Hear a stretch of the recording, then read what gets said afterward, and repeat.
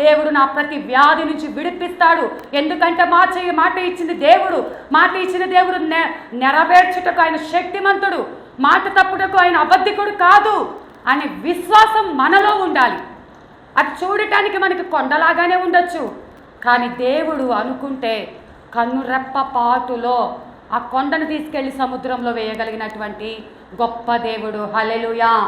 నువ్వు ఏదైతే ఇది నా వల్ల కాదు, ఇది అసాధ్యం అనుకుంటున్నావో, శిష్యులులాగా నువ్వు భయపడుతున్నావేమో, కానీ దేవుడైతే ఏమన్నాడు, ఈ మనుష్యులకు ఆహారం పెట్టమన్నాడు. అంతే, ఇంక అయిపోయింది. ఆహారం పెట్టండి అంటే పెట్టి తీరాల్సిందే. నువ్వు ఎదురు ప్రశ్నించడానికి వీల్లేదు, నువ్వు ఎదురు మాట్లాడటానికి వీల్లేదు. ఎక్కడి నుంచి తెచ్చిపెట్టాలి, ఎక్కడ డబ్బులు అడగటానికి వీల్లేదు. ఎలా నా సమస్య తీరుస్తావు, నీకు అవసరంలా, నీకు ప్లానింగ్ అవసరంలా, దేవుడు చేసే కార్యము కావాలి అంతే. నీకు ముందు చెప్పాల్సిన అవసరం లేదంటే ఎలా చేస్తావు చెప్పు, ఎలా వెళ్ళాలో చెప్పు, ఎలా విడిపిస్తావు చెప్పు, అదంతా అనవసరం. దేవుడు చేస్తాడు, దేవుడు చెయ్యగలడు. ఆమేన్. అంతే, ఆ వాగ్దానమే మనం చేత్తో పట్టుకోవాలి. సరేనని చెప్పి అక్కడ చూసుకున్నట్టు, అందుకు ఆయన మీరు వారికి భోజనము పెట్టుడనగా మేము వెళ్ళి 200 దేనారములు రొట్టెలు కొని వారికి పెట్టుదమా అని ఆయనని అడిగిరి. అందుకు ఆయన మీ యొద్ద ఎన్ని రొట్టెలున్నవి పొయ్యి చూడుడని వారితో చెప్పాను. వారు చూచి తెలుసుకొని 5 రొట్టెలు 2 చేపలు నున్నవనిరి. అప్పుడు ఆయన పచ్చిక మీద అందరూ పంక్తులు పంక్తులుగా కూర్చుండవలనని ఆజ్ఞాపించింది. ఇప్పుడు మీ దగ్గర ఏమున్నాయో చెప్పమన్నప్పుడు 5 రొట్టెలు 2 చేపలు ఉన్నవని చెప్పి వాళ్ళు యేసుప్రభుల వారితో చెప్పారండి. ఇప్పుడు యేసయ్య మిమ్మల్ని అడుగుతున్నాడు, నేను మీకు అద్భుతం చేస్తాను, మీ అందరికీ కూడా వచ్చిన ప్రతి వానికి కూడా ఆశీర్వదించి పంపిస్తాను. అయితే ఇప్పుడు మీరు చేయాల్సింది ఏంటంటే మీ దగ్గర ఏమున్నాయో చెప్పాలి, మీ దగ్గర ఏమున్నాయో చెప్పాలి. అక్కడ వాళ్ళు ఒప్పుకున్నారు 5 రొట్టెలు 2 చేపలు ఉన్నవని. ఇప్పుడు మన దగ్గర ఏమున్నాయి? ఒకవేళ ఇక్కడ ఏమున్నాయి అంటే 2 రకాల ఆలోచనలు చేయాలి.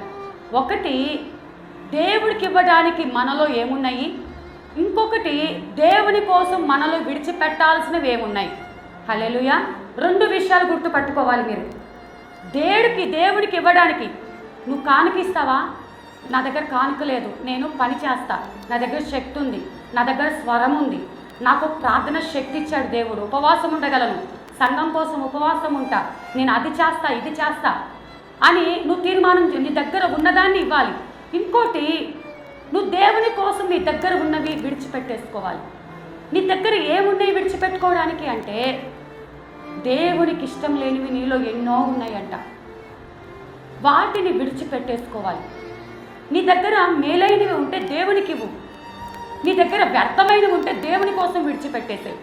నువ్వు చేయాల్సిన 2 కూడా దేవుని కోసమే చేయాలి, కానీ ఈ 2 కూడా యథార్థంగా చేయాలి. నీ దగ్గర టాలెంటు, నీ దగ్గర ధనము, నీ దగ్గర కృపావరాలు దేవునికి ఎంత ఇష్టమో, నీ దగ్గర ఇష్టం లేనిది ఉన్నా కూడా దేవుడు సహించలేడు. నువ్వెంత ఇచ్చినా కూడా 1,00,000 రూపాయలు కానికివ్వచ్చు, కానీ నీలో పాపము పెట్టుకొని 1,00,000 రూపాయలు ఇచ్చినంత మాత్రాన దేవుడు అంగీకరించాడు.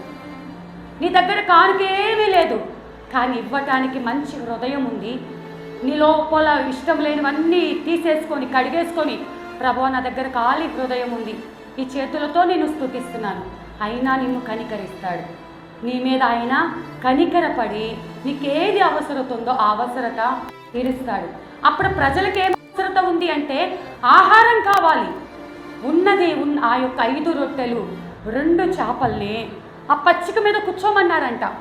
పచ్చిక అంటే అర్థం ఏంటంటే, పచ్చిక సంఘానికి సాదృశ్యం, పచ్చిక వాక్యానికి సాదృశ్యం, పచ్చిక దేవుని సన్నిధికి సాదృశ్యం. ఇప్పుడు నువ్వు దేవుని కార్యాలు నీ జీవితంలో జరగాలి అంటే పచ్చిక మీద పంక్తులు పంక్తులుగా కూర్చోవాలి, గుంపులు గుంపులుగా కాదు. దేవుని సన్నిధికి వచ్చిన మనము క్రమమైన జీవితం జీవించాలి. హల్లెలూయా. ఇష్టం వచ్చినట్టు మన మాట తీరు ఉండకూడదు, గాయపరిచేటట్టు ఉండకూడదు, రెచ్చగొట్టేటట్టు ఉండకూడదు. క్రమమైన జీవితము ఆయన మన నుండి కోరుకుంటున్నాడు. హల్లెలూయా. ఒక క్రమమైన జీవితము, క్రమముగా నువ్వు దేవుని సన్నిధిలో ఎక్కడ కూర్చోవాలో, దేవుని సన్నిధిలో ఎట్టి రీతిగా ఆనందించాలో, దేవుని సన్నిధికి ఎలా వెళ్ళాలో, దేవునికి ఎలా లోబడాలో, ఇలా సమస్తము కూడా క్రమముగా పంక్తులు పంక్తులు అంటే క్రమము అని అర్థం.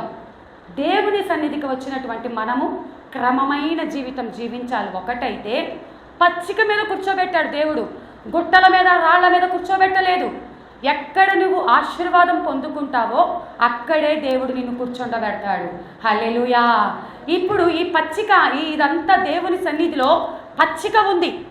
నీకెంత పచ్చిక కావాలో, చల్లగా మెత్తగా ఆనందంగా నువ్వు తిను. నీకెంత కావాలో తిని పెడతాను, నీకెంత కావాలో తిని నేను పెడతాను.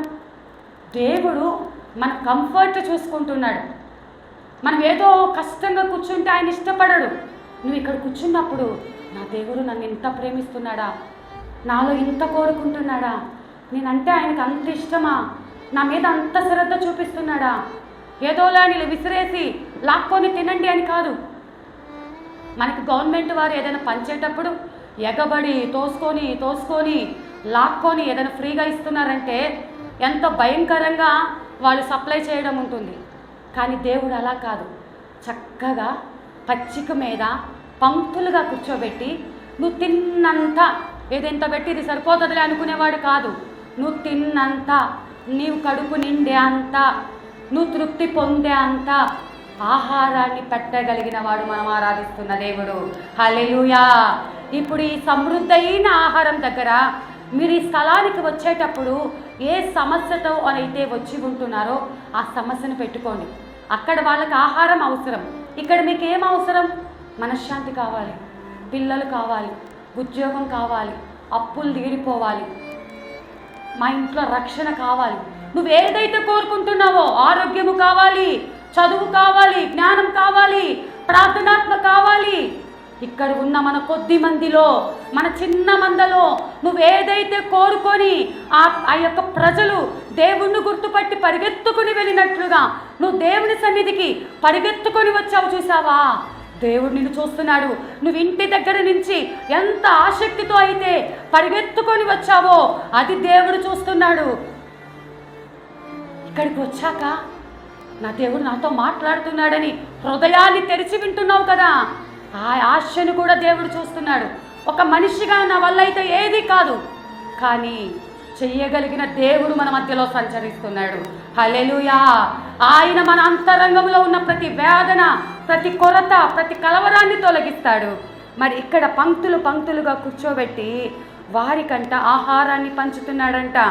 వారు 100 మంది చొప్పున 50 మంది చొప్పున పంక్తులు తీరి కూర్చుండిరి. అంతటా ఆయన 5 రొట్టెలను 2 చేపలను పట్టుకొని ఆకాశము వైపు కన్నులెత్తి ఆశీర్వదించి ఆ రొట్టెలు విరిచి వారికి వడ్డించుటకు తన శిష్యులకిచ్చి ఆ 2 చేపలను అందరికీ పంచిపెట్టాను. దీనికంటే ముందుగా ఆయన ఆ 5 రొట్టెలను 2 చేపలు ఏం చేశాడంటే ఆశీర్వదించి ఆకాశము వైపు కన్నులెత్తి ఆశీర్వదించాడంట. ఆకాశం వైపు తండ్రి అయిన దేవుడు ఉన్నాడు.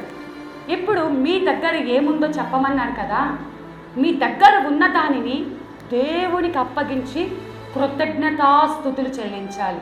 హల్లెలూయా. ఉన్న దానిలో నువ్వు కృతజ్ఞత కలిగి ఉంటే, పస్తు ఉన్నా దేవునికి కృతజ్ఞతగా ఉండాలి, కష్టంలోనైనా కృతజ్ఞతగా ఉండాలి. మన సంఘ బిడ్డల్లో ఒకరికి ఏమ్మా చాలా వారాలు అయిపోయింది, నువ్వు రావట్లేదేంటా అని అడిగాను. ఉదయకాలం ఫోన్ చేసి అడిగితే, అక్క దేవుడు నేను అనుకున్నది ఇంకా చేయలేదక్క, అడిగి విసుగొచ్చేసింది, దేవుడు నాకు చేసేంతవరకు నేను రాను మందిరానికి అంటుంది. అమ్మా, దేవుడి మీద అలా నువ్వు అలగకూడదు.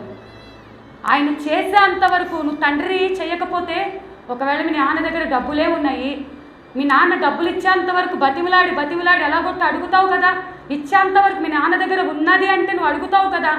ఇప్పుడు ఆయన మన నాన్న, ఆయన ఇవ్వగలిగిన కెపాసిటీ కలిగినటువంటి శక్తి కలిగిన వాడు. ఆయన ఇచ్చేంతవరకు నువ్వు తండ్రి మీద బ్రతిమిలాడినట్టుగా ప్రేమతో నాన్నా నాకు ఇవ్వని మాటికి గోజాడి అడుగు. ఇచ్చేంతవరకు కూడా అడుగు, దేవుడు తప్పకుండా నీకు కార్యం చేస్తాడు. మరి నేను బలహీనతలో ఉన్నాను కదమ్మా, నేను దేవుని మీద అలుగుతున్నానా? నాకు ఎన్నో బలహీనతలు ఉన్నాయి, అయినా దేవుని పని ఆగిపోయానంటే తప్పైపోయిందక్క, రేపు ఆదివారం నుంచి నేను మందిరానికి వస్తాను, నాకు ఈ మాటను బట్టి నాకు ధైర్యం వచ్చింది, నేను వస్తాను అని. అంటే మనము చిన్నపిల్లలలాగా ఏం చేస్తున్నామంటే అలుగుతున్నాం. పక్కింటోళ్ళ మీద అలిగినా, చుట్టాల మీద అలిగినా ఓకే, కానీ ఇంట్లో తల్లిదండ్రుల మీద అలిగితే ఎవరు అన్నం పెడతారు మనకి? ఎవరు మనకి ప్రేమ చూపిస్తారు? నువ్వు అలుగుతున్నది ఎవరి మీద? నువ్వు దూరం అయ్యేది ఎవరి మీద?